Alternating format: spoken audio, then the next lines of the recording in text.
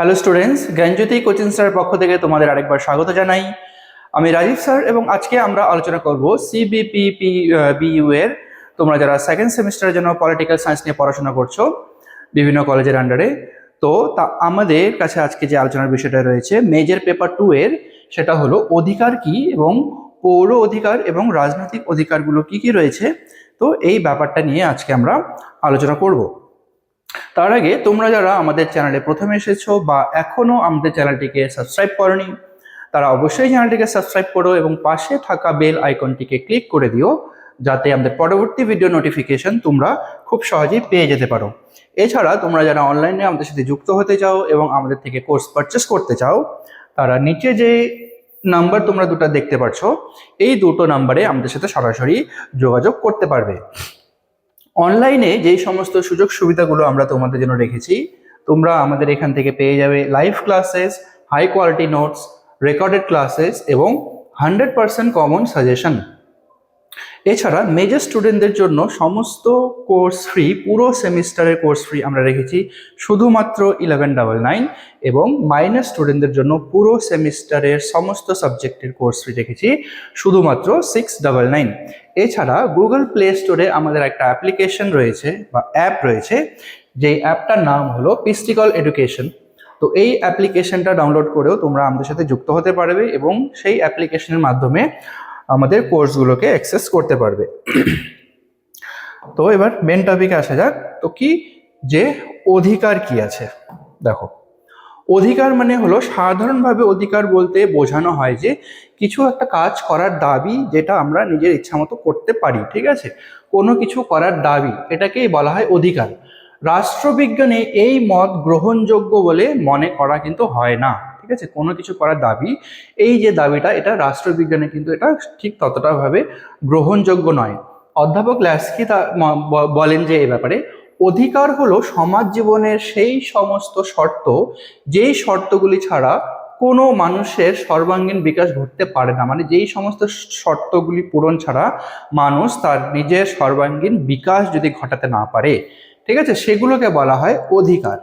এক কথায় বলতে গেলে ব্যক্তির ব্যক্তিগত বিকাশের জন্য রাষ্ট্র কর্তৃক স্বীকৃত বিভিন্ন ধরনের সুযোগ সুবিধার যে সমষ্টি, এই সমষ্টিগুলিকে আমরা একসাথে বলবো রাষ্ট্রবিজ্ঞানে যে অধিকার, ঠিক আছে। যে মানুষ তার বিকাশের জন্য যেই সমস্ত কাজকর্মগুলো রাষ্ট্র কর্তৃক স্বীকৃতি দেওয়া থাকবে, ঠিক আছে, সেই সমস্তকেই বলা হবে শুধুমাত্র অধিকার। আচ্ছা, অধিকার বলতে মানুষের সর্বাঙ্গীন বিকাশের স্বার্থে কয়েকটি বিশেষ সুযোগ সুবিধা এবং দাবিকে বোঝানো হয়ে থাকে। রাষ্ট্রবিজ্ঞানে বোসাঙ্ক অধিকার বলতে বুঝিয়েছেন যে অধিকার হলো সমাজের দ্বারা স্বীকৃতি এবং রাষ্ট্র দ্বারা প্রযুক্ত কিছু দাবি দেওয়া, ঠিক আছে, সমাজ দ্বারা যেই অধিকারগুলোকে স্বীকৃতি দেওয়া হবে এবং কিছু দাবি দেওয়া যেটা প্রযুক্ত করা হবে, সেটাকেই বলবো আমরা অধিকার। অধিকার মানুষের সার্বিক কল্যাণ সুনিশ্চিত করে থাকে এবং অধিকার মানুষের কয়েকটি বিশেষ দাবি মাত্র, ঠিক আছে, বিশেষ দাবি যেটা আমরা রাষ্ট্র দ্বারা সেগুলোকে স্বীকৃতি দেয়া থাকে। মার্ক্সীয় তত্ত্বে অধিকারের শ্রেণী স্বার্থের সঙ্গে যুক্ত করে রাখার কথা বলা হয়েছে। অধিকার সমাজ নিরপেক্ষ নয়, ঠিক আছে, অধিকার কখনোই সমাজ নিরপেক্ষ হতে পারে না। সমাজের সঙ্গে অর্থাৎ সমাজের স্বার্থের সঙ্গে অধিকার যুক্ত উৎসই হলো সমাজ জীবন, ঠিক আছে, সমাজের স্বার্থের সঙ্গে যেই সমস্ত অধিকারগুলো যুক্ত থাকবে সেটাই হবে সমাজ জীবন। তো রাষ্ট্র সাধারণত শাসক শ্রেণীর স্বার্থে আইন প্রণয়ন করে এবং আইন প্রণয়নের মাধ্যমে অধিকারকে স্বীকৃতি দেয়। তো রাষ্ট্র যেই সমস্ত আইনগুলো প্রণয়ন করে থাকে, সেই সমস্ত আইনগুলো শুধুমাত্র কি শাসক শ্রেণীর স্বার্থে কিন্তু তারা প্রণয়ন করে থাকে এবং এই আইন প্রণয়নের মাধ্যমে যেই সমস্ত দাবি দাওয়াগুলোকে স্বীকৃতি দেওয়া হয়, সেগুলোকে বলা হয় অধিকার, ঠিক আছে। আচ্ছা, অধিকারের বেশ কিছু মৌলিক বৈশিষ্ট্য রয়েছে, ঠিক আছে, কি কি আছে এই বৈশিষ্ট্যগুলো? তো প্রথমত হলো অধিকারের উৎসই হলো সমাজ জীবন, মানে মানব জীবন বা সমাজ জীবন থেকে কিন্তু ওই অধিকারগুলো সৃষ্টি হয়েছে। তাই সমাজ জীবনকে বাদ দিয়ে অধিকার সম্ভব নয়। তো সমাজ জীবন ছাড়া কিন্তু অধিকারও সম্ভব নয়, কারণ এই অধিকারগুলো সৃষ্টি হয়েছে সমাজ জীবন থেকেই। দ্বিতীয় হলো কি, সমাজের সমস্ত অধিকার ভোগ করে হলো জনগণ, তাই বলা যায় জনগণের অধিকারই হলো মূল অধিকার। তো সমাজে শুধুমাত্র যেই অধিকারগুলো ভোগ করে থাকে সেটা হলো শুধুমাত্র জনগণ। তো জনগণের দ্বারাই এই অধিকারগুলোকে স্বীকৃতি দেওয়া হয়েছে এবং এই অধিকারগুলোকে জনগণই ভোগ করে থাকে। তৃতীয়ত, সব অধিকারই হলো সীমাবদ্ধ, অর্থাৎ কোনো অধিকারই সীমাহীন নয়। ঠিক আছে, অধিকার বলতে এমন না যে সে তার নিজের ইচ্ছা মতো বা যতটা ইচ্ছা ততটা তার সে সুযোগ সুবিধা ভোগ করবে, তো এখানে ঠিক তা না। তো অধিকার হলো কিন্তু সীমাবদ্ধ থাকে, কেউ তার নিজের ইচ্ছা মতো কোনো সুযোগ সুবিধা কিন্তু ভোগ করতে পারবে না। এখানে হচ্ছে সীমাহীন নয়, ঠিক আছে, অধিকার কিন্তু সীমিত থাকে। চতুর্থত, কোনো অধিকারী বিচ্ছিন্নভাবে থাকতে পারে না, প্রত্যেকটি অধিকারী কোনো না কোনো বিশেষ অধিকারের সঙ্গে সম্পর্কযুক্ত। ঠিক আছে, যতগুলো অধিকারের কথা বলা হয়েছে প্রত্যেকটা অধিকার একে অপরের সঙ্গে যুক্ত থাকে, কোনোটাই আলাদাভাবে বা বিচ্ছিন্নভাবে কিন্তু করা হয়নি। পঞ্চমত, রাষ্ট্রবিজ্ঞানী বার্কার মনে করেন যে অধিকারের মূল উৎস হলো ন্যায়। ঠিক আছে, যেখানে ন্যায় আছে সেখানে হলো অধিকার, যে ধারণাটা এটা কিন্তু রয়েছে ন্যায়ের সঙ্গে যুক্ত।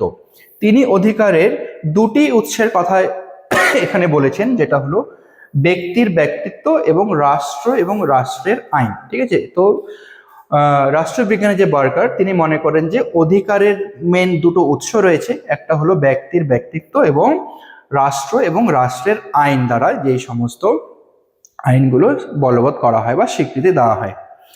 আচ্ছা, তারপরে রয়েছে কি, কোনো অধিকারী সমাজ নিরপেক্ষ নয়, এটি অধিকারের এক বিশেষ বৈশিষ্ট্য। ঠিক আছে, সমাজ নিরপেক্ষ কোনো অধিকারী কিন্তু হতে পারে না। ঠিক আছে, যেটা হলো একটা বিশেষ বৈশিষ্ট্যের মধ্যে পড়ে।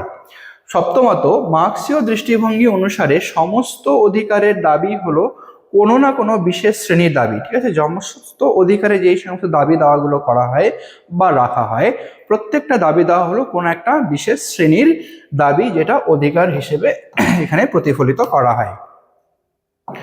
আচ্ছা, নেক্সট হলো, আধুনিক রাষ্ট্রে নাগরিকদের আইনগত অধিকারগুলোকে টোটাল দুটো ভাগে ভাগ করা হয়েছে। আধুনিক রাষ্ট্রের নাগরিকদের যে সমস্ত অধিকারগুলো রয়েছে সেটা হচ্ছে দু ধরনের, একটা হচ্ছে পৌর অধিকার আর একটা হচ্ছে রাজনৈতিক অধিকার। এই দুটো ভাগে মেন যে অধিকারগুলো আছে এই দুটো ভাগে বিভক্ত করা হয়েছে।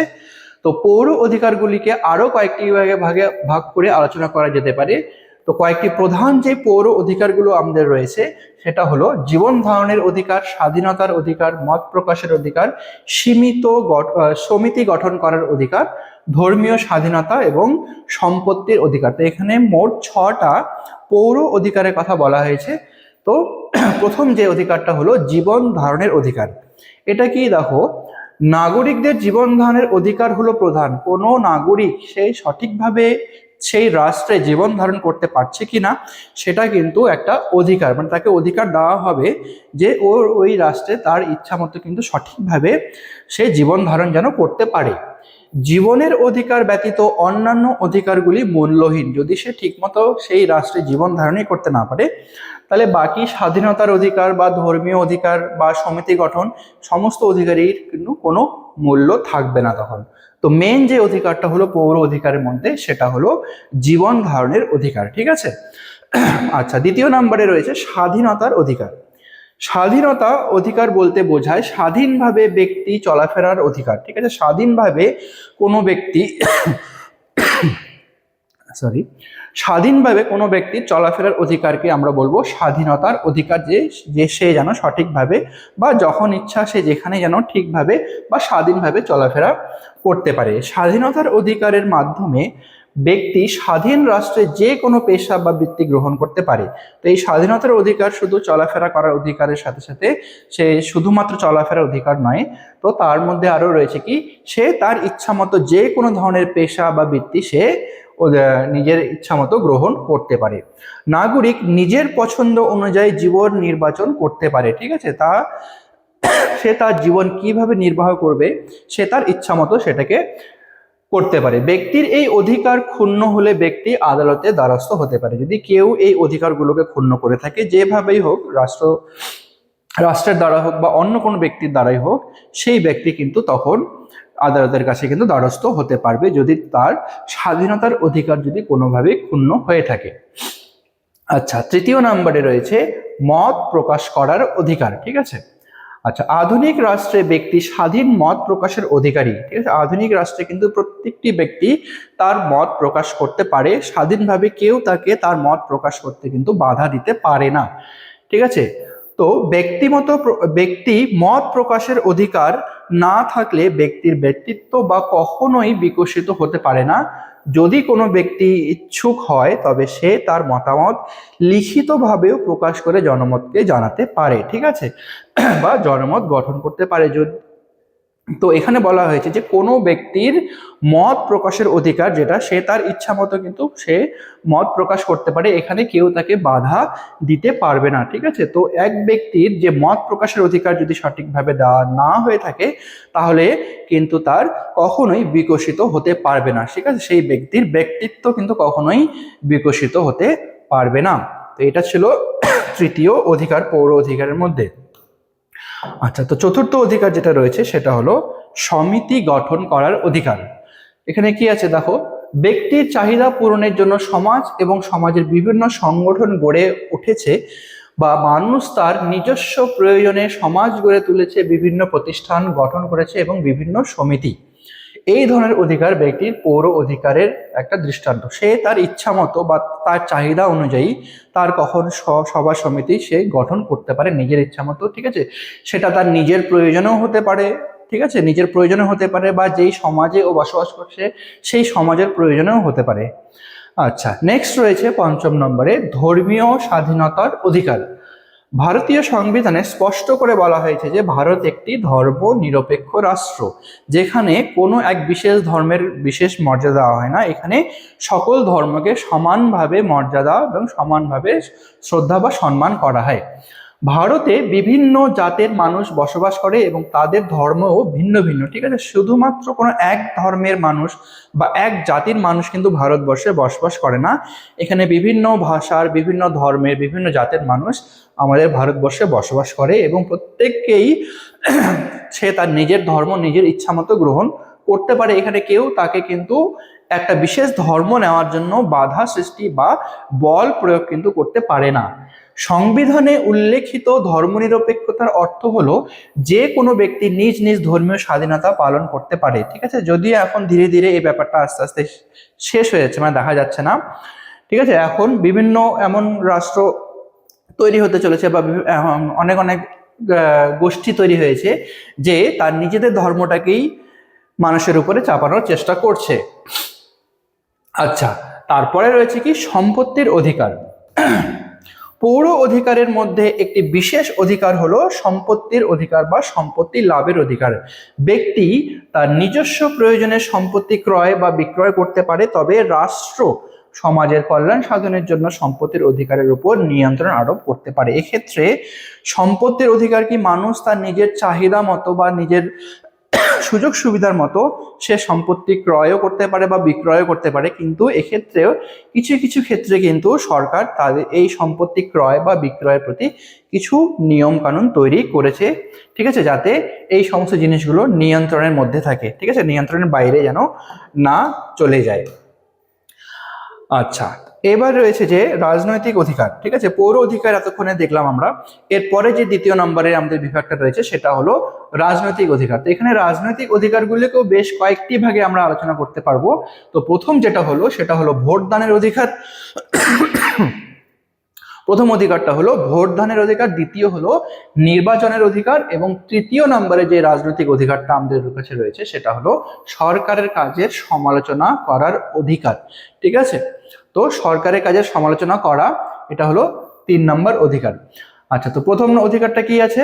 ভোটদানের অধিকার। ভারত একটি গণতান্ত্রিক রাষ্ট্র। ঠিক আছে, ভারত একটি গণতান্ত্রিক রাষ্ট্র। এখানে জনগণের দ্বারা কিন্তু সরকার গঠিত হয়ে থাকে ভোটদানের মাধ্যমে। এই রাষ্ট্র ভোটদানের অধিকার হলো একটি রাজনৈতিক অধিকার। গণতান্ত্রিক রাষ্ট্রে জনগণ শাসক নির্বাচন করে ভোটদানের মাধ্যমে। ঠিক আছে, আমরা ভোটদানের মাধ্যমে কিন্তু আমরা শাসক নির্বাচন করি। ঠিক আছে, আচ্ছা, তাই শাসক নির্বাচন করার অধিকার রাজনৈতিক অধিকার বলা হয়ে থাকে। ঠিক আছে, তো রাজনৈতিক অধিকারের মধ্যে প্রথম যে অধিকারটা হলো সেটা হলো ভোটদানের অধিকার, এবং এই ভোটদানের অধিকারের মাধ্যমে আমরা আমাদের শাসককে নির্বাচন করে থাকি। আচ্ছা, দ্বিতীয় নম্বরে হলো নির্বাচনের অধিকার। ভারতে ভোটাধিকারের ন্যূনতম বয়স 18 বছর করা হয়েছে, এবং নির্বাচনের প্রতিদ্বন্দ্বিতা করার জন্য যে ন্যূনতম বয়স দরকার সেটা হলো 21 বছর। মানে কি, 18 বছর বয়সের নিচে যারা যারা আছে, বা 18 বছর থেকে শুরু করে উপরে যারা আছে, সমস্ত মানুষই, সে স্ত্রী পুরুষ যাই হোক না কেন, সবাই কিন্তু ভোটদানের অধিকার পাবে। মানে হলো তারা ভোট দিতে পারবে যারা 18 বছর বা 18 বছরের উপরে, কিন্তু নিচে যারা থাকবে 18 বছর তারা কিন্তু এই অধিকারটা নেই। এবং 21 বছর যেটা হলো সেটা হলো নির্বাচনে প্রতিদ্বন্দ্বিতা করা, মানে যে কোনো রাজনৈতিক নির্বাচনে নিজেকে যদি সে প্রতিদ্বন্দ্বিতা হিসেবে যুক্ত হতে চায় বা নিজে যদি দাঁড়াতে চায়, তাহলে তার ন্যূনতম যে বয়সের দরকার সেটা হলো 21 বছর। মানে 21 বছরের যদি নিচে হয় তাহলে সে কিন্তু কোনো রাজনৈতিক প্রতিদ্বন্দ্বিতায় অংশগ্রহণ করতে পারবে না। ঠিক আছে, তাই বলা যায় নির্বাচনে প্রতিদ্বন্দ্বিতার অধিকার এবং কোনো একজন যোগ্য ব্যক্তিকে নির্বাচন করার অধিকার হলো রাজনৈতিক অধিকারের অন্তর্গত। ঠিক আছে, তো রাজনৈতিক অধিকারের মধ্যে পড়ছে যেটা, সেটা হলো সব থেকে প্রথমে হলো আমাদের নির্বাচনের প্রথমটা হলো ভোটদানের অধিকার, এবং দ্বিতীয় হলো নির্বাচনের অধিকার। তো নির্বাচনের অধিকারের মধ্যে আমরা দেখলাম যে এখানে 18 বছর বা তার ঊর্ধ্বে সমস্ত ধরনের মানুষ, সে নারী পুরুষ নির্বিশেষে সকলেই ভোট দানের অধিকার তাদের রয়েছে, বা তারা সবাই ভোট দিতে পারবে। এবং নির্বাচনী প্রতিদ্বন্দ্বিতা করার জন্য বা নির্বাচনে অংশগ্রহণ করার জন্য তার ন্যূনতম যে বয়সটা দরকার সেটা হলো 21 বছর। তার নিচে কিন্তু এই প্রতিযোগিতায় সে যোগ দিতে পারবে না। আচ্ছা, তৃতীয় নম্বরে যে আমাদের রাজনৈতিক অধিকারটা রয়েছে সেটা হলো সরকারের কাজে সমালোচনা করার অধিকার। প্রতিটি রাষ্ট্রে সরকার বিজ্ঞপ্তি জারির মাধ্যমে বিভিন্ন সরকারি পদে উপযুক্ত কর্মী নিয়োগ করে। ঠিক আছে, প্রত্যেকটি আলাদা আলাদা সরকারি যে সংস্থাগুলো রয়েছে বা আলাদা আলাদা পদগুলো রয়েছে, সে প্রত্যেকটি পদে কিন্তু কর্মচারী নিয়োগ করা হয়ে থাকে সরকারের মাধ্যমে। এই ধরনের নিয়োগের ক্ষেত্রে শিক্ষাগত যোগ্যতাকে গুরুত্ব দেওয়া হয়। গণতান্ত্রিক রাষ্ট্রে দেখা যায় যে প্রতিটি নাগরিকই সরকারের বা সরকারি কাজের সমালোচনা করতে পারে, এবং এই অধিকার জনগণের মধ্যে রয়েছে। ঠিক আছে, এই অধিকার কিন্তু জনগণের মধ্যে দেওয়া হয়েছে যে প্রত্যেক ব্যক্তি যেন সরকারের কাজের সমালোচনা করতে পারে, বা ভালো কাজে তার প্রশংসাও যেন একইভাবে করতে পারে। রাজনৈতিক দল গঠন করার অধিকারও হলো রাজনৈতিক অধিকারের একটা অন্যতম বৈশিষ্ট্য। ঠিক আছে, তো মানুষ কিন্তু এখানে শুধুমাত্র সরকারের কাজের সমালোচনাই করবে তা না, সে যদি চায় সে তার একটা রাজনৈতিক দলও কিন্তু সে গঠন করতে পারবে। তো এই অধিকারটাও এখানে রাজনৈতিক অধিকারের মধ্যে পড়ে। ঠিক আছে, তো এটা ছিল আজকের তোমাদের আলোচনার বিষয়। ভিডিওটি যদি ভালো লেগে থাকে তাহলে অবশ্যই লাইক আর কমেন্ট করো। দেখা হবে পরবর্তী ভিডিওতে নতুন কোনো টপিক নিয়ে। ততক্ষণ পর্যন্ত ভালো থেকো, সুস্থ থেকো।